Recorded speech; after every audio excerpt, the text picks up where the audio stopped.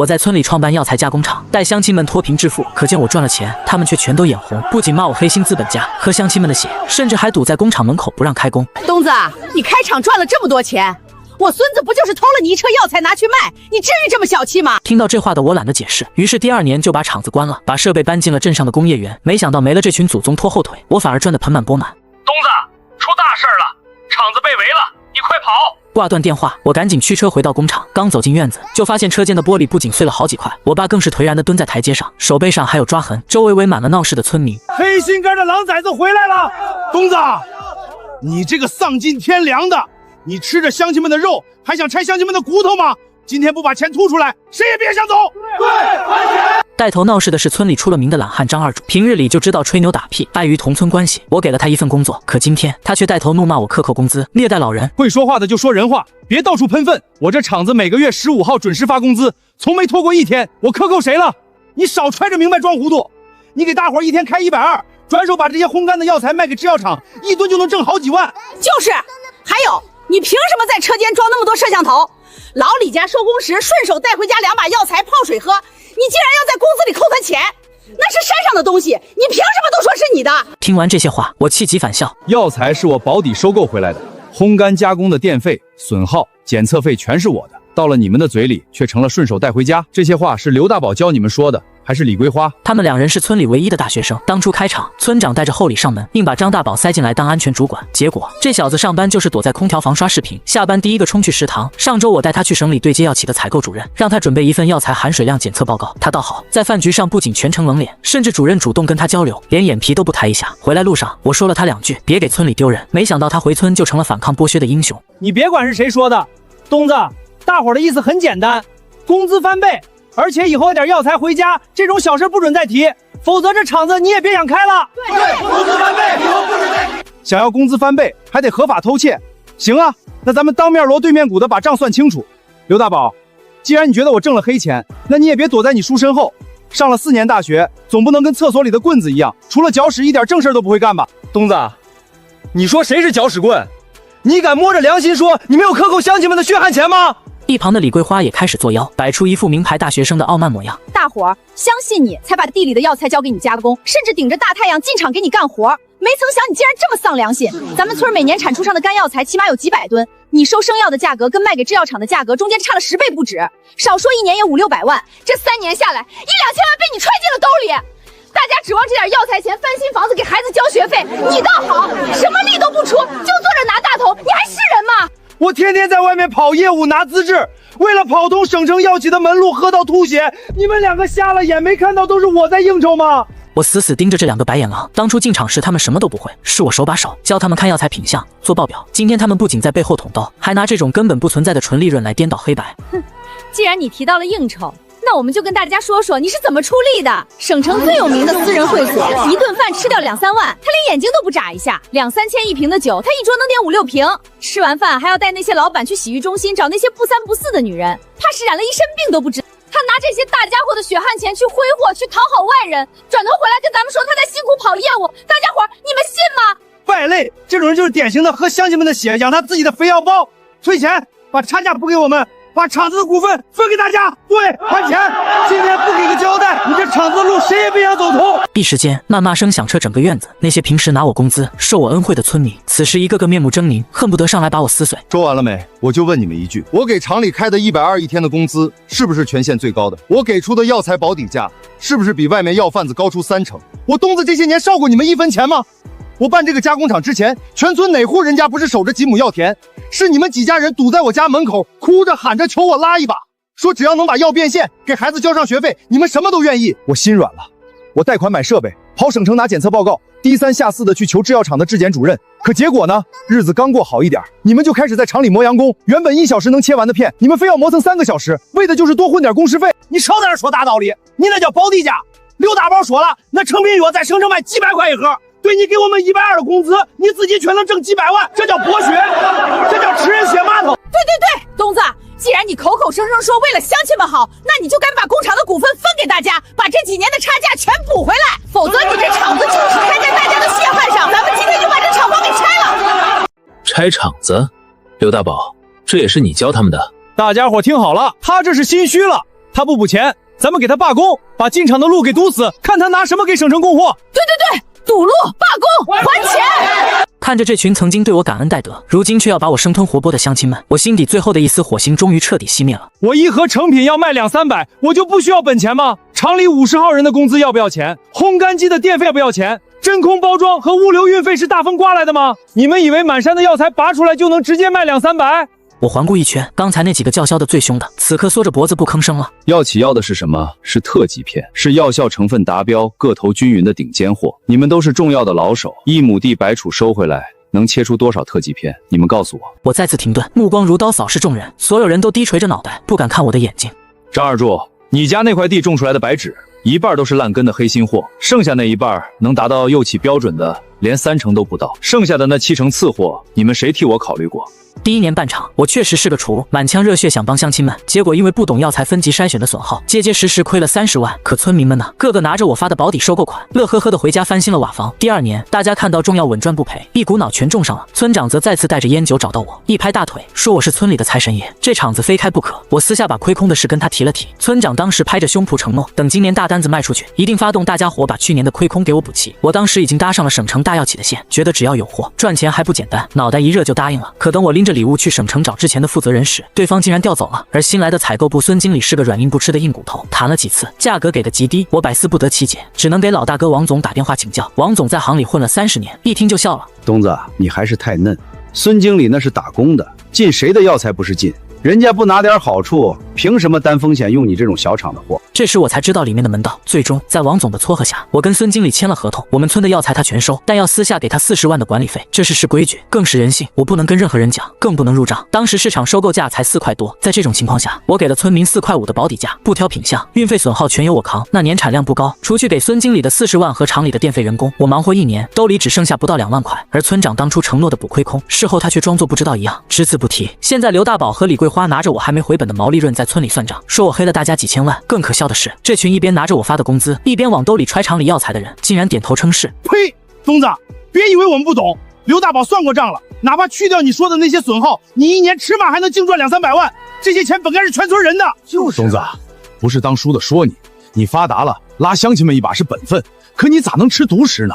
陈大山，看看你生的好儿子，专门在自己人身上刮油水，这在旧社会是要开除族谱的。这帮老东西看指责不动我，竟然转头围攻我爸妈。我妈是个老实了一辈子的村夫，被几十个人指着鼻子骂，吓得只会一个劲的抹眼泪。我爸则是死死攥着烟杆，脸色铁青，脊梁骨都被这些唾沫星子压弯了。看着爸妈这副受尽委屈、无助到发抖的模样，我最后那一丝回馈家乡的热血瞬间凉透了。既然你们都觉得我东子是在剥削大家，觉得我挣的是黑心钱，行，从今天起这加工厂我不开了，今年村里的药材我不收了，一片叶子都不收。这厂房我明天就腾空，你们爱找谁收找谁收去。我这话一出，原本嘈杂的院子瞬间死寂。那几个带头闹事的村民眼神里闪过一丝慌乱，他们虽然贪，但明白整个县城能一次性吞下全村的生药材，还能准时结账的只有我。今年村里的药材我和刘大宝负责收，就在这厂房里加工，我们2个保证绝不赚乡亲们1分钱，所有的净利润全部分给大家。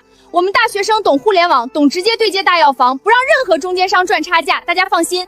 刘大宝是我未婚夫，他又是村长的侄子，咱们自家人还能坑自家人吗？有了李桂花的保票，村民们瞬间变了脸，他们像潮水一样涌向那2个人。之前用来夸我的那些话，现在一字不差地贴在了他们身上，而我在他们眼里已经成了一块必须被扔掉的烂抹布。既然有人觉得自己能玩得转中药材这个深水区，那我就把这堆烫手的山芋原封不动地送给他们。我拉起我爸妈的手，在所有人鄙夷和得意的目光中，头也不回地走出了自家院子。那一刻，我感到无比轻松，这牢笼终于破了。虽然工厂我不开了，但我跟省城药企签的协议还在，那是整整200吨的精加工药材订单。9月20号之前我必须如期交付。中药材这行最讲信誉，延误1天不仅要扣5%的违约金，我这几年攒下的名声也就彻底臭了。于是第2天我就开车去了隔壁的南岭村。干什么呢？大白天跑药地里搞破坏是吧？别误会，我是来看药材的。陈老板，不认识我了吗？您是贵人多忘事儿，重新认识一下，我叫田红，南岭村的第1书记。幸会，田书记。去年我们村的白纸滞销，我跑去厂里找陈老板求助，结果连大门都没进去，就被那个叫刘大宝的主管给撵出来了。他说你们厂只收本村的药，外村的一概不碰。抱歉，这事我真的一点都不知道。没事儿，都过去了。陈老板今天大驾光临，是来看药材的？对，我来看看附近村子的药材长势，做个摸底。那你看我们南岭村的药怎么样？放心，我们村全是向阳坡，土质疏松，药效成分绝对比你们村的高。品质不错，的确比我想象的好。怎么样，有兴趣合作吗？听说你跟你们村闹掰了，那帮祖宗把你气得不轻吧？我眉头一皱，想着这事传的也太快了，但转念一想，两个村子离得近，乡里乡亲全是亲戚。你们村今年产量有多少？干货满打满算也就100吨左右，以前规模很大，但因为没渠道，要贩子压价压得很，乡亲们没信心，好多都慌了。现在产量只有100吨，不过你放心，我们村的路去年刚扩建过，大货车直接能开到地头，只要陈老板点头，我这个第一书记亲自给你当制炼员。田书记，我不是那个意思，你们这100吨填不完我的订单。这个你不用担心，我是附近3个村的驻点书记，只要你陈老板开个口，愿意给个公道价，我能把周围所有村子的药材全给你调过来，你要多少，我就能给你凑出多少。说说你们村的要求。我没要求，只要能把药变成现钱，别让乡亲们白忙活1年就行。我看着她嘴角的梨窝，我知道这女人是个高手，表面装的清纯可怜，其实算盘打得比谁都精。听好了，5块钱1斤收生药，我不挑个头，只要没发霉我都要。但我有个前提，你们必须按我的标准进行初步清洗。至于我加工后赚多少钱，那是我的事儿，我不会分给任何人，也不接受任何形式道德绑架。能接受我们就签协议。我懂，生意归生意，只要你给的价格公道，我们绝不废话。大家都是想过好日子，谁也不想当白眼狼。还有一件事儿，所有药材入库前必须提前送市里检测，浓磁重金属必须达标。如果你方便，明天带着样本跟我去趟市里，早上送样，下午出结果。没问题，明天我在路口等你。看着南岭村那些正在地里忙碌、眼神淳朴的村民，我吐出一口积压在胸口的浊气。那帮白眼狼觉得离了他们我不行，甚至觉得我的设备是破铜烂铁。可他们忘了，在这个信息不对称的行业里，设备和土地只是其次，真正的核心资产是我手里的订单和信誉。第二天早上，我带着田红赶往省城，将南岭村的药材样本送进了省城第一制药集团的质检中心。可哪料，我和田红刚走出大门，手机就突然响起：东子，你人在哪儿呢？李总，我人在咱们质检中心门口，出什么事了？你马上给我滚到办公室来！李总是我的财神爷，如果他这边的订单断了，我牵厂的计划就得全盘泡汤。我刚推开办公室门，就看见刘大宝和李桂花正坐在沙发上，两人脸上挂着志在必得的笑容。东子，你的人也太没规矩了吧？李总，你误会了，他们可不是我的人。哼，不是你的人，怎么打着你的名号说要把刘家楼所有的药材直接低价供给我们？李总，我们是带着诚意来谈合作的。既然东子已经和村里闹掰了，那刘家楼的药材基地现在就由我们全权负责，所以你可以请这些无关人员出去了吧。他语气极其傲慢，仿佛他手里握着的不是吉姆药田，而是整个行业的命脉。我真不明白他那种自以为是的精英优越感哪来的。东子，什么情况？李总，他说的没错，刘家楼的药材今后跟我没关系了，但我会按时交货。我不管跟你有没有关系，白纸黑字200吨高纯度的顶级白纸，你要是交不上货，你就按合同给我双倍赔违约金。我弯腰捡起合同，掸了掸灰，笑着重新放回李总面前。李总放心，我保证1克都不少你的。李总，你别被他骗了，现在整个刘家楼的药农都听我们的，他上哪儿给你变出200吨药材去？就算他去别处收那些杂牌村的劣质货，能过得了你们的工业提取试检吗？为了表示我们的诚意，我们的供货价比东子给你的再降3成。李桂花为了抢单，竟然直接开始在现场砸价。李总闻言顿了一下，饶有兴致地盯着李桂花，就是这一眼，让这两个蠢货看到了希望。同样的药材，东子卖你高价，我们只要7折。李总，这1吨便宜几千块，200吨可就是上百万的利润，你选谁？上百万的利润，你们种的是天上的仙草吗？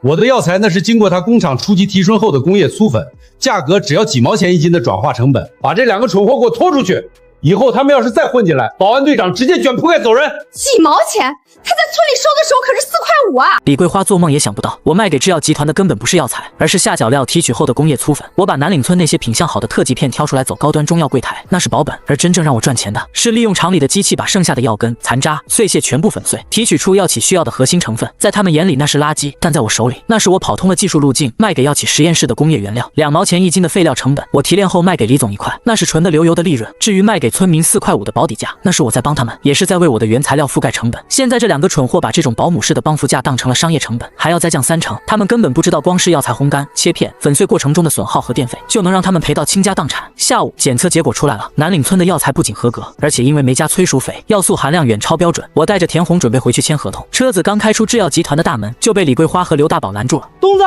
你还是不是人？你不让李总签我们的单子，你是想让全村人的药材都烂在地里吗？刘家楼的药材跟我已经没关系了，那是你们的事儿。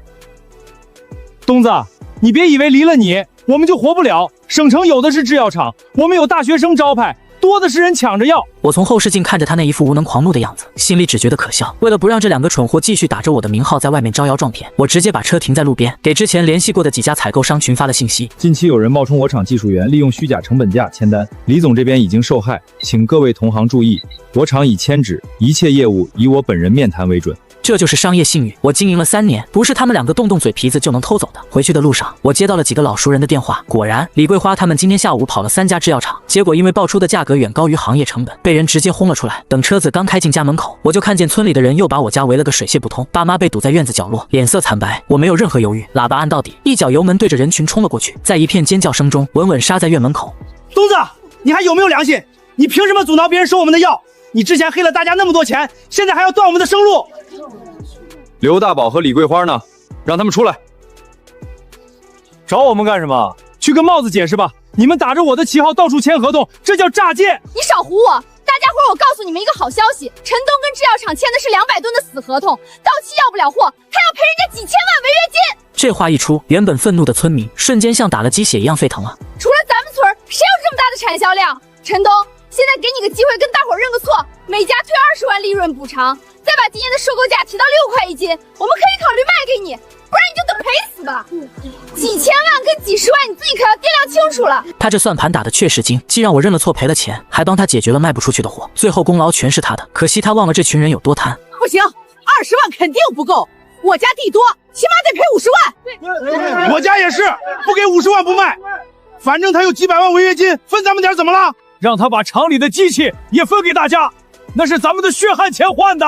一瞬间，院子里就炒成了一锅粥。原本是张桂花用来威胁我的一石3鸟之计，竟然被这群贪婪的村民当场撕碎了。他们在外面吵得翻天覆地，为了那还没到手的50万，甚至开始互相推搡。我看着那些扭曲的嘴脸，心里只觉得无比讽刺。他们以为捏住了我的命门，可他们做梦也没想到，南岭村的药材再加上我手里积攒的低成本提取技术，我不仅能如期交货，成本还能再降3成。至于刘家楼那些药材，那就烂在地里，等着给他们的贪婪陪葬吧。关上门，我爸才铁青着脸告诉我，我家的试验田被人糟蹋了，西南坡那2亩还没到采摘期的白芷，被人用锄头连根捣碎，药苗烂了一地，这就是典型的损人不利己。我刚想冲出去找那帮刁民理论，我爸一把死死拽住我，他太懂村里这帮人的尿性了。这种事即便是当场抓到那几个老头，进了局子，他们就往地上一躺，捂着胸口喊疼，帽子还拿他们没办法，最后还得让你倒贴医药。在刘家楼，这种穷且流氓的逻辑是没地方讲理的。爸，这地咱不守了，明天我请人，1天之内把自家的药材全部收走。这烂泥潭咱们不待了。隔天一早，我从南岭村请了50多个精壮汉子，他们干活从不犀利，也不乱嚼舌根。不到下午5点，我家20多亩地的药材全部装车入库。与此同时，田红又给我带来一个重磅消息：东子，我已经把周围3个村子的书记都拉到一起了，大家达成一致，以后所有药材的初加工全部交给你刚在镇上注册的新厂。反观刘家楼，刘大宝和李桂花彻底把路走死了。现在只要他们一露头，就有药农堵在门口问：大宝，省城合同签了吗？什么时候给钱收药？这地里的药材要是再不收，可就全烂了。那2人每天像躲债一样早出晚归，我知道他们根本找不到下家。中药材这行不仅看品相，更看重检测报告和长期的信誉。那2个草包连药企的门卫室都进不去，谈什么对接大厂？3天后，南岭村的采摘节正式开启，200吨的单子，那是南岭村全村人的希望。为了防止刘家楼的人过来捣乱，我亲自带人在地头巡视。田红拿着大喇叭在地头循环播放：各位乡亲，咱们拿的是陈老板的保底价，一定要把好质量关，带土的不要，坏掉的不要。咱们南岭村不能砸了自己的招牌。往年全镇最风光、最先拿钱的总是刘家楼，今年风水轮流转，不少刘家楼的村民闲着无事，跑过来阴阳怪气的凑热闹。你们南岭村的人真是没见过钱，被东子这个黑心资本家卖了，还替他数钱呢。他1吨药材转手卖给制药厂挣几万，就给你们几块钱，你们在这废话个啥？陈老板是好人，是天大的好人。以前咱们村的药材只能卖2块钱，还没人收。今年陈老板给5块，还是现金，1亩地让我们多赚几千块，这钱他不挣谁敢挣？就是，陈老板有本事跑下制药厂的订单，那是人家的能耐。你们刘家楼的有本事，倒是把那2个大学生供起来呀，看他们能不能给你们发工资。就是，他这是在利用你们赚钱呢。利用？我们南岭村愿意被他利用。听说你们刘家楼的药材还没人要呢，都开始发霉了吧？活该！陈老板这么好的后辈你们不珍惜，非要请2个搅屎棍回来当宝。像陈老板这样的人，活该他发大财。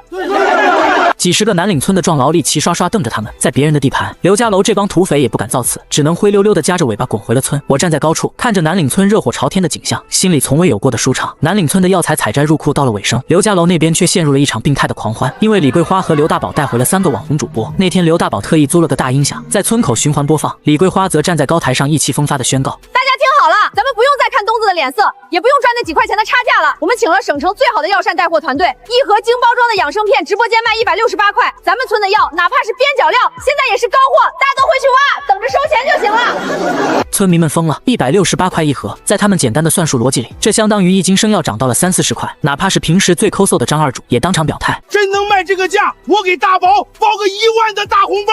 东子，看到了吗？这就叫降维打击。你那一套落后的收购模式，早该进垃圾堆了。等着看吧，等我们的药卖空，你求我们供货都没门儿。我看着那3个连药物都分不清的主播，一句话都没说。第7天，南岭村的合同全部如期交付，我的新厂正式挂牌。而这一天，也是刘家楼神话破灭的日子。下午我开车回村，刚到路口就闻到一股令人作呕的恶臭。路过李桂花家门口时，我惊呆了。他家原本贴着白瓷砖的小洋楼，此刻满墙都是黄黑色的污秽，大粪的味道熏得方圆100米没人敢靠近。不锈钢的大门被砸得凹陷了进去，1楼的窗户玻璃碎了一地，满地都是被撕碎的直播包装盒。等我回到家门口，场面更是夸张，我家再次被堵得水泄不通。但我爸妈这次没被围在中间，而是被乡亲们簇拥着，脸上全是惊恐。我看这架势，以为他们还要闹事，胸中积压多日的怒火腾的一下燃了起来。我直接从后备箱拎出一把修车用的长柄扳手，红着眼冲进人群。还有完没完了？非得把老实人往死里逼是吧？来呀，今天谁敢动我爸一下，老子当场废了他！我这一声暴喝，原本吵闹的人群瞬间死寂，可下一秒迎接我的不是拳头，而是齐刷刷的一片哀求声。陈东，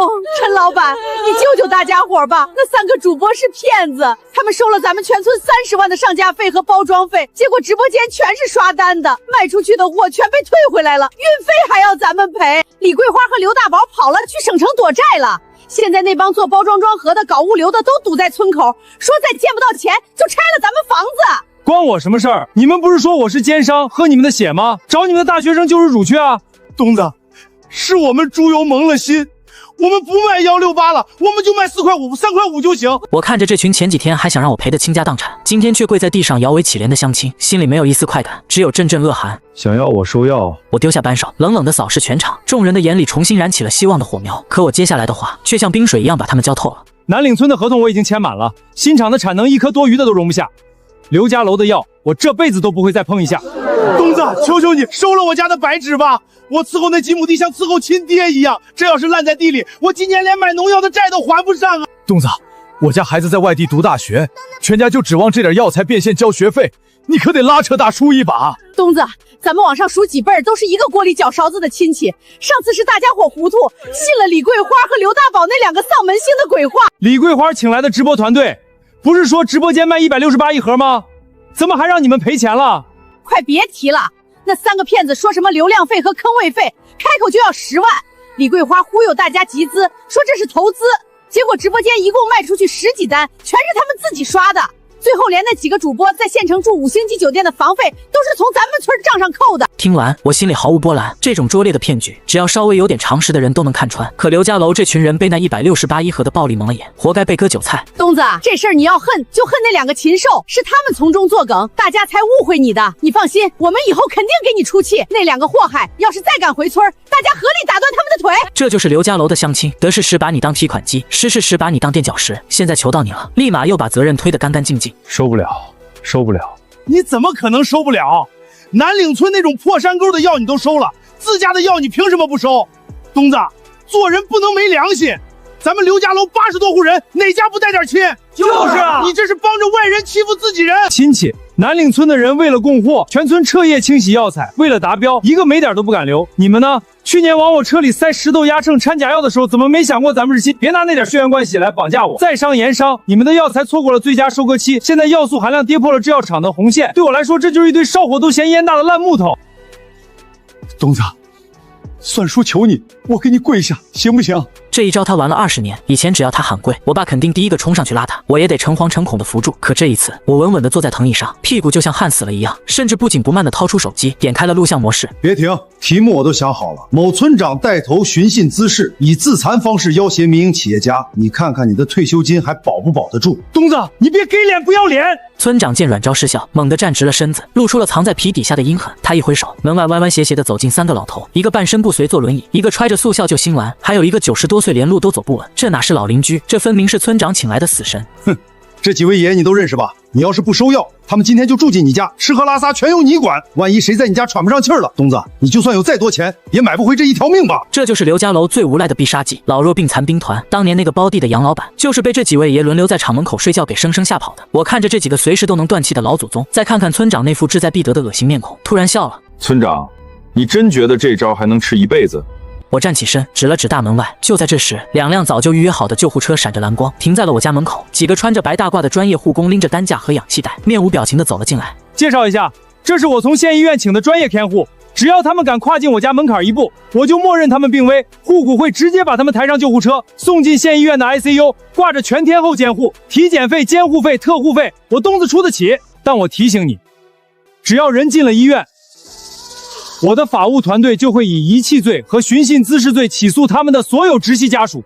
既然你们不要老人的命，那法律就会要了你们的家产。那几个原本还在打摆子的老头，一听要连累子女坐牢，甚至还要被救护车强行拉走，顿时面面相觑，连假装咳嗽的声音都小了下去。东子，你这是要逼死全村人啊！逼死你们的不是我，是那168块钱的幻梦。这是南岭村和西洋村的药品质检报告，人家的药素含量是标准的1.5倍，而你们刘家楼的药材，因为你们舍不得浇水，舍不得施肥，还错过了收割期，现在全是木质化的废料。这种垃圾拉到制药厂，连锅炉工都嫌活小。4块5一斤的时候你们嫌少，现在求我收。我当着所有人的面，砰的一声关上了院子大门。至于门外那些哭喊和咒骂，在那一刻与我再无瓜葛。正当我准备告诉村长，让他彻底死了这条心时，凄厉的警笛声在村道尽头炸响，由远及近。我爸稳步从屋里走出来，手里攥着还没挂断的手机，警是他报的。哼，陈大山，你报100次警也没用，你有证据吗？刚刚电站的人来检修，村里早就断电断网了。你家墙上那些监控就是个摆设，帽子来了我们就说是来串门的，你能拿我怎么样？他说的没错，村里的电确实在5分钟前断了。村长转头向身后那几个狗腿子使了使眼色，那几个原本瘫坐在地的老头又开始酝酿着那股子随时撒手人寰的死气。谁说我没有证据？我这车是刚提的高配，行车记录仪实时录像，打从我进门那一刻起，这院子里发生的事儿全都被录得清清楚楚。最关键的是，它是实时上传卫星云端的。你就算砸了我的车，证据也在帽子的电脑里了。我劝大家早点交代，村长这叫组织非法集会加敲诈勒索。他儿子今年坑的你们药材发霉，损失10几万不说，现在他还想拉着你们去蹲大牢。这时，2名帽子推开大门，执法记录仪的红灯在阳光下格外扎眼。听我这么一说，再看看那黑压压的制服，原本就心虚的村民瞬间心理防线崩塌。就是他指使我的。村长昨天让我把你们都骗到这儿来，他说只要咱们老少爷们抱团堵在东子家里，逼他签了保底收购协议，大家的药材就有救了。这全是他的主意。同志，我爷爷都87了，他真是什么都不懂啊。是村长让我带爷爷过来的，他说东子是个心软的人，只要我爷爷在院里往地上一躺，东子为了名声也得收药，到时候还给我家发2000块辛苦费。我爸也是，他身体刚恢复，村长说工作人员来了，就让我爸在地上配合一下，让东子不好处理。这全是村长安排我们干的。就是啊，村长。